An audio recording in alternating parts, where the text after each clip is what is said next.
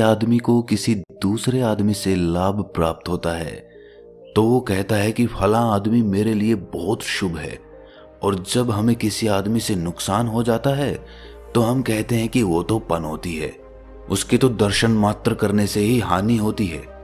लेकिन सोचने की बात यह है कि क्या वास्तव में कोई आदमी हमारे लाभ या हानि का कारण हो सकता है, या फिर हमारे लाभ और हानि के केवल हम ही कारण होते हैं?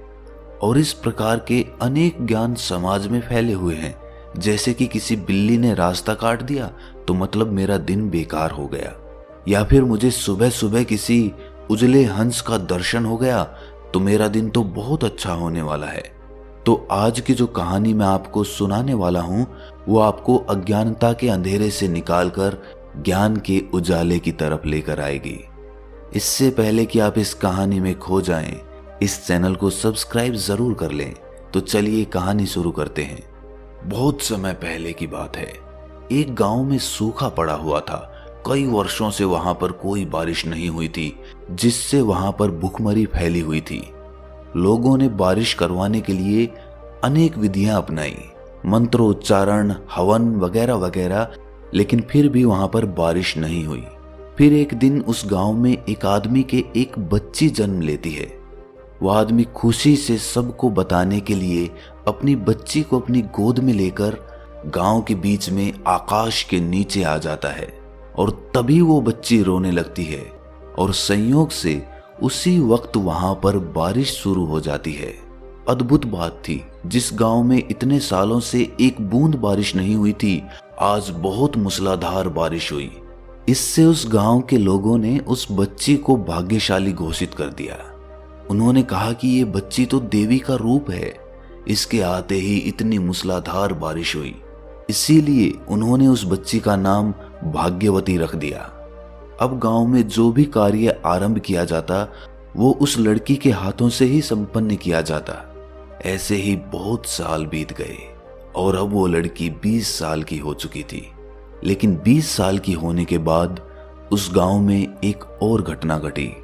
एक बार फिर से उस गांव में सूखा पड़ गया।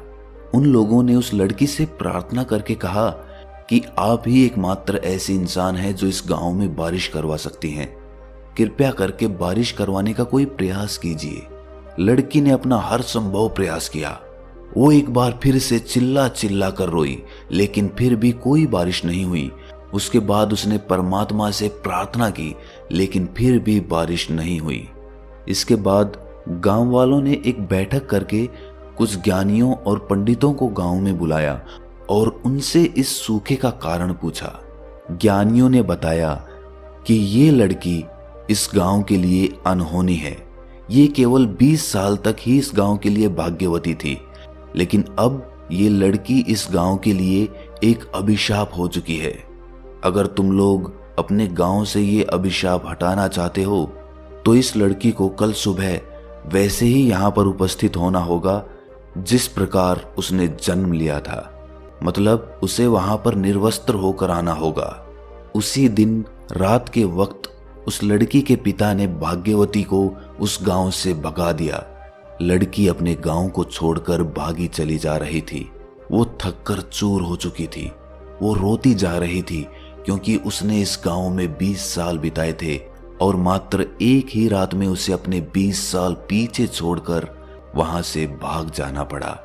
दौड़ते दौड़ते वो लड़की एक गुरु के आश्रम में पहुंच गई। गुरु ने उस लड़की की हालत देखी और उसे अपने आश्रम में ही रख लिया। अब वो लड़की एक सन्यासिनी बन चुकी थी। वो वहीं पर आश्रम में रहती, आश्रम के कामों में हाथ बटाती और वहीं पर ध्यान साधना करती। एक दिन उस लड़की ने अपने गुरु से पूछा कि गुरुजी, एक बात बताइए, इस दुनिया में कोई वस्तु या फिर कोई आदमी अनहोनी हो सकता है, और उसी प्रकार क्या कोई वस्तु या कोई आदमी भाग्यशाली हो सकता है? गुरु ने मुस्कुराकर कहा कि इस दुनिया में एक ही अनहोनी होती है और दूसरी कोई अनहोनी नहीं होती। फिर गुरु ने उस लड़की से पूछा कि इससे पहले तुम मुझे ये बताओ कि इस दुनिया में सबसे कीमती क्या है? लड़की ने कहा, हीरे सबसे कीमती होते हैं गुरुजी। गुरुजी ने कहा कि नहीं, हीरे सबसे कीमती नहीं है। फिर लड़की ने कुछ सोचकर कहा, फिर तो कोई साम्राज्य ही सबसे कीमती होता होगा, क्योंकि वहां तो हीरों की कोई कमी नहीं रहती। इस पर गुरुजी ने कहा कि नहीं, ये भी सबसे कीमती नहीं है। सबसे कीमती इंसानी शरीर होता है, और इंसानी शरीर में सबसे ज्यादा कीमती इंसानी मस्तिष्क होता है, क्योंकि इस शरीर से और इस मस्तिष्क से हम जो चाहें वो पा सकते हैं। इस मस्तिष्क से तुम हीरे भी कमा सकती हो, तुम साम्राज्य भी खड़ा कर सकती हो। ये सुनकर वो लड़की कहती है कि गुरुजी, दुनिया में अधिकतर लोगों के दिमाग में लालच, द्वेष, घृणा इत्यादि पनपते रहते हैं, वही उनके मस्तिष्क में भरे रहते हैं। तो ऐसे मस्तिष्क और ऐसे शरीर का क्या लाभ?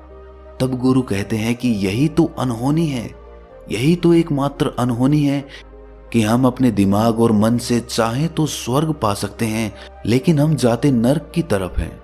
और यही एकमात्र अनहोनी है, इसके अलावा दूसरी कोई अनहोनी नहीं है। कुछ वर्षों तक उस गुरु की शरण में रहने के बाद उस लड़की को आत्मज्ञान प्राप्त हो गया, और उसके बाद वो वापस अपने गांव की तरफ लौट जाती है।